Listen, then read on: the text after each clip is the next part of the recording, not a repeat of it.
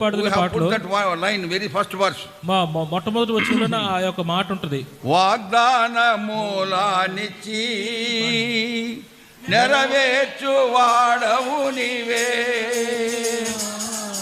లేదు పడమకండి. వాగ్దానములనిచ్చి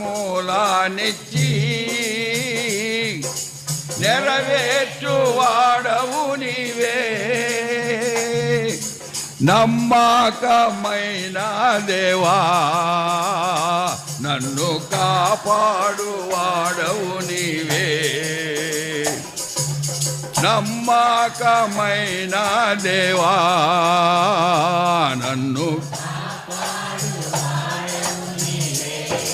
I like that word, నమ్మకమైన. నమ్మకమైన వాడు, ఆ మాట చాలా ఇష్టం నాకు. నమ్మకమైన అనేది నాకు ఎంతో కమ్మగా ఉంటది. నమ్మకమైన అనే మాట చాలా కమ్మగా ఉంటుంది. ఎంత నమ్మదగిన వాడండి, ఎంత నమ్మదగిన వాడండి. I have experienced in my life. నా జీవితంలో నేను అనుభవించాను.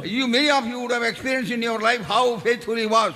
ఆయన మీలో అనేక మంది ఆయన ఎంత నమ్మదగిన వాడు అనుభవించి ఉంటారు. There could have been many times when you are in a tight corner and wondering how to escape from this situation. అనేకసార్లు ఈ భయంకరమైన పరిస్థితుల్లో ఏ విధంగా బయటపడగలనని మీరు అనుకొని ఉండొచ్చు.